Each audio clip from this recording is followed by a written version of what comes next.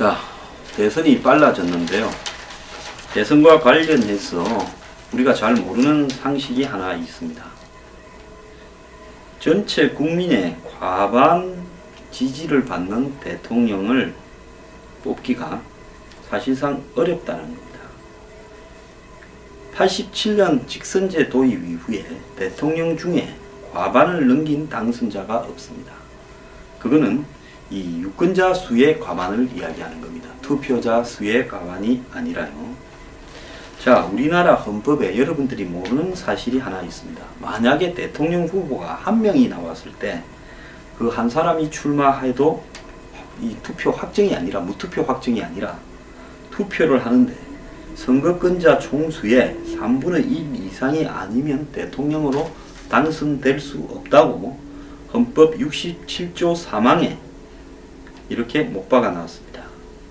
대의권력의 최정점에 있는 대통령의 민주적 정당성을 확보하려면 최소한 전체 유권자의 3분의 1은 얻어야 된다라는 겁니다.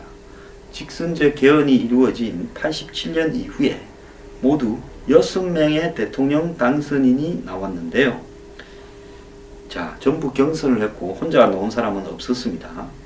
그래서 이런 30% 조항에 적용은 받지 않았지만은 그러면 당선인들이 총 유권자의 몇 프로쯤을 받았을까요? 저는 이렇게 적게 받았는 줄은 몰랐는데요. 13대 노태우 대통령은 유권자 2,587만 명 중에서 828만 표를 얻었습니다. 14대 때 김영삼 대통령은 2,942만 명 중에서 997만 표로 당선되었습니다. 15대 때 김대중 대통령은 유권자 3,229만 명 중에서 1,032만 표, 그래도 처음으로 1,000만 표를 넘겼습니다. 그리고 이명박 대통령은 3,765만 표 중에서 1,149만 표, 18대 박근혜 대통령은 4,046만 표 중에서 1,577만 표, 처음으로 1,500만 표를 넘겼죠. 근데 노태우 대통령은 전체 32%, 그리고 김영삼 대통령은 33.9%, 김대중 대통령은 31.9%, 그리고 노무현 대통령은 34.3%, 이명박 대통령은 압승을 해서 굉장히 표를 많이 얻은 줄 알았는데 30.5% 투표율이 낮았던 탓이겠죠. 박근혜 대통령이 우리가 51.6%를 얻어서 과반을 넘겼다. 그는 투표자 수의 과반인 거고 전체 이 유권자 수의 38.9%를 얻었습니다. 그러면 교육감들은 몇 프로를 얻느냐? 대체로 보면 20% 안팎입니다. 전체 투표자 수에. 자, 그래서 지금 대선에 결선 투표 제도를 도입해야 된다. 이런 이야기를 많이 하고 있는데요. 그래서 다당제 체제가 지금 만들어졌죠. 여권도 2개로 쪼개졌고 야권도 2개로 쪼개져서 교섭단체가 4개가 되어버렸습니다. 자, 이렇게 다당제에서 만약에 대선 후보를 각 당마다 다 내어서 4명이 경쟁하고 정의당에서도 후보를 내서 5명이 또 무소속까지 여러 사람이 경쟁을 한다면 각 당들이 나름 경쟁력이 좀 있기 때문에 표들이 굉장히 줄어들지 않겠습니까? 당선되는 사람의 표가요. 그래서 국민의당이 지금 결선투표제 도입을 당론으로 이야기를 하고 있고요. 박지원 원내대표는 국민적 요구로 다당제가 협치의 시대를 열기 위해서는 반드시 결선투표를 넣는 개헌을 해야 된다.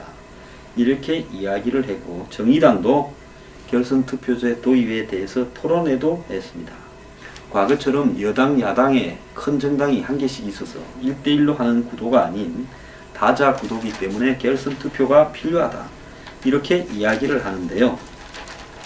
그래서 유력 정당의 후보 간에는 정책 경쟁을 강화해 리더십을 바로 세우고 작은 정당은 후보 단일화 압박에 따른 중도 사태 없이 완주할 수 있는 길이 열리는 겁니다. 그래서 유권자는 내가 표를 찍은 그런 표들이 이렇게 사표가 될까봐 우려가 없이 지지 정당의 후보에게 표를 열어줄 수 있는 길이 열린다. 그러니까 결선 투표를 하게 되면 쭉 모여서 후보자가 7명이면 7명한테 다 최종 투표까지 합니다. 1차 투표를. 그래서 그 중에서 과반수가 놓은 사람이 없으면 1, 2등만 모아서 따로 또 2명만 놓고 다시 투표를 한 번 더 하는 겁니다. 그래서 거기에서 이긴 사람이 승리하는 거죠. 그래서 야권 대선 주자들은 문재인 후보만 빼고 다 결선 투표제를 하는 것이 맞다. 그래서 국민 선택권이 확장되고 대표성을 높인다. 이렇게 말을 합니다. 왜? 문재인은 귀찮은 거죠. 왜? 자기하고 나머지 뭐 안철수, 손학규, 무슨 쭉 반기문 이렇게 했다가 자기가 1등을 했는데 2, 3, 4등이 다 뭉쳐서 2등을 물려주기로 하고 권력을 나누면 떨어질 수도 있지 않겠습니까? 자, 그런데 대선을 2번 치러야 하는 만큼 비용이 증가한다는데 이 결선 투표를 하게 된 경우 약 한 970억 정도가 더 이렇게 늘어난다는 겁니다. 자, 근데 뭐 돈이 문제는 아닐 것 같아요.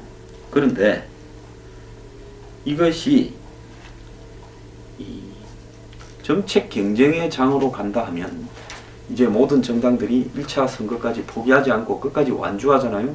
지난번처럼 통진당의 이정희처럼 먹튀 논란, 정부에서 선거 보조비는 다 받고 막판에 사퇴해버리는 이런 형태가 없이 진보정당 후보들, 소수정당 후보들도 끝까지 가서 자기 투표를 확인할 수 있는, 그래서 그 지지자들이 어떤 전체적인 이 표를 모아낼 수 있는 이런 긍정적인 측면도 있습니다만은 제가 볼 때 별로 정책 경쟁의 장이 될 건지는 좀 의문인데요.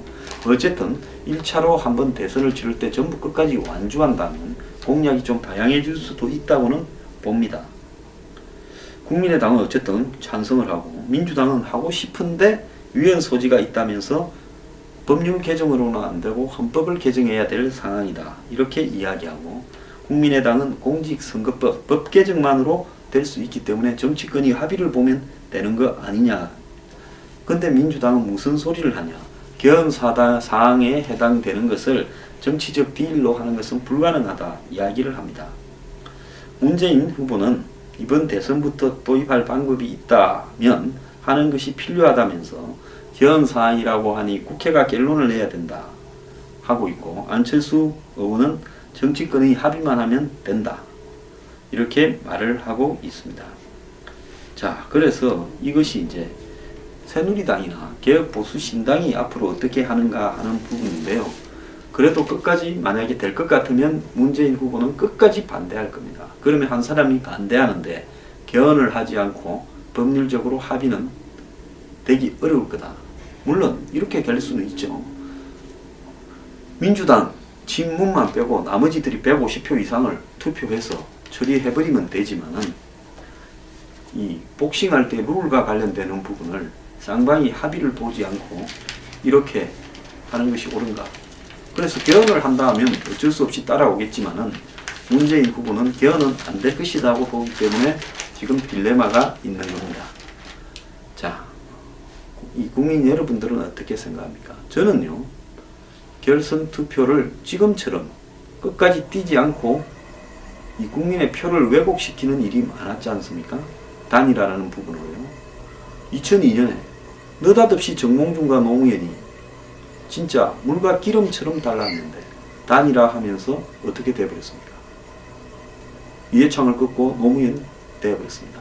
그런데 정몽준을 지지했던 사람들은 사실상 노무현을 지지하기에는 거리감이 있는데 그 단일화라는 것 때문에 얼렁뚱땅 노무현이 당선되었습니다.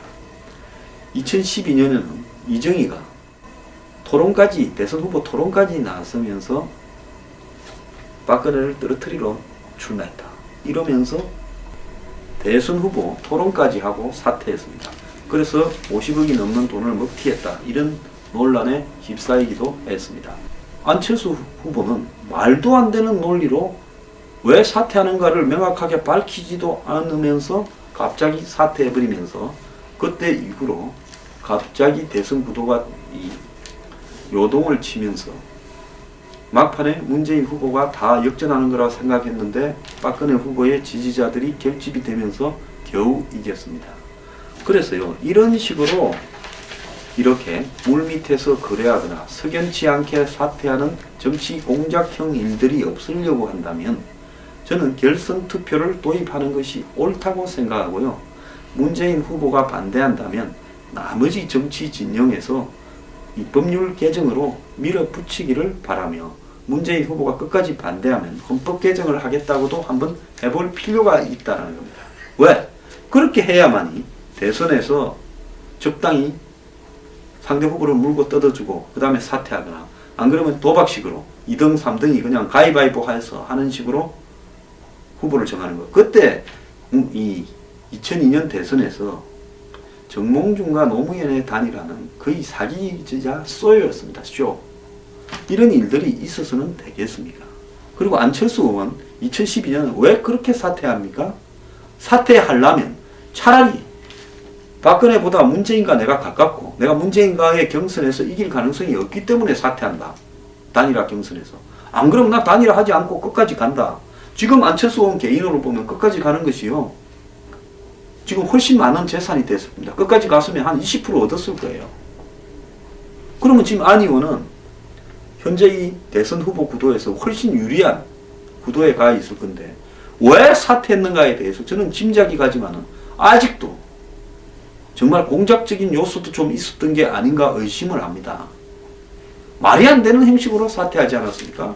그럴 바야 차라리 단일화 경선까지 해서 지고 손들어주면 되죠. 안 그러면 단일화 안 한다고 끝까지 가면 되는 거고요. 누가 국민들이 안철수 들어가라고 협박했습니까?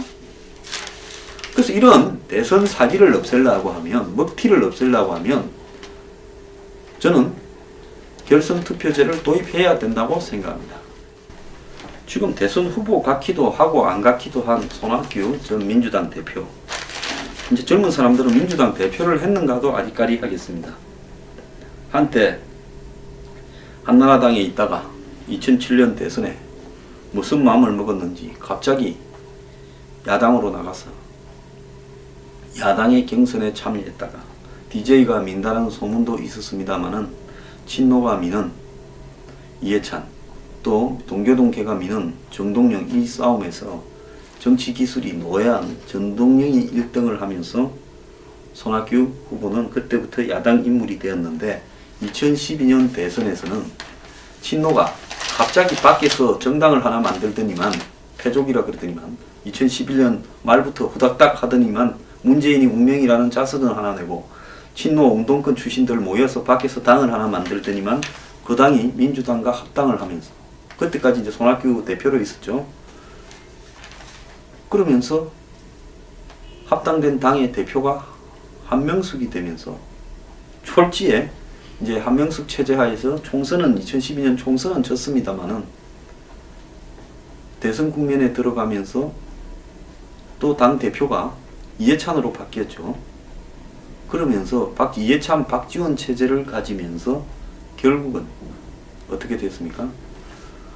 당원들이 투표하거나 대의원이 투표한 데서는 손학규가 조금 이겼는데 전체 모바일 투표까지 포함해서 문재인이 이기면서 손학규가 문재인에게 후보를 뺏겼죠. 그래서 이 사람은 2007년, 2012년 다 내다바이 당했다라고 속으로는 생각할 수도 있는데요. 그래서 그 뒤에 재작년입니까? 보궐선거를 나왔다가 수원에서 졌지 않습니까? 그래서 정계를 은퇴를 했다가 강진에 토담집을 짓고 오래 고생을 했죠. 호남 사람 정서를 얻으려고요. 그러다가 정계 복귀를 슬그머니 이렇게 총선 이후에 했는데 자 그래서 이 개혁보수신당의 주호영 원내대표는 손 지사가 옛날에 한나라당 도지사로도 경기도지사를 했기 때문에 가치가 비슷하니 우리와 합치자 이랬는데 손 전 대표는 개혁보수신당보다 자기 주변 사람을 좀 모아가지고요. 지금 민주당 의원 한 명도 수원에 있는 의원이 탈당을 했죠. 손학규 전 대표에 대한 의리를 지킨다고요. 좌우간 자기 세력을 모아서 정치 결사체를 만드는 다음에 국민의당과 통합을 하고 그 다음에 2단계로 개혁적인 보수 진영과 손을 잡겠다. 즉 신당과도 연대하겠다. 이렇게 이야기를 하고 있습니다. 자, 손학규 국민의당 입당은 거의 확정된 걸로 보입니다. 오늘 국민의당의 원내대표는 동교동 성향이 짙은 주성용 후보가 원내대표로 당선이 됐다고 합니다. 자, 지금 이 손학규 국민의당에 입당을 하고요. 그러면 호남의 지지가 조금 강화되겠죠. 그러면서 개헌을 전제로 한, 안 그러면 임기 단축을 전제로 해서, 그리고 다음에 당선된 대통령이 임기 중에 개헌을 해서 2020년 4월 달에 총선과 대선을 같이 치른다 하는 어떤 명분을 가지고 손학규 전 대표는 아마 대선에 출마하려는 것 같은데요. 국민의당에서 일단 안철수 후보를 꺾을 수 있을지 저는 좀 의문이 듭니다.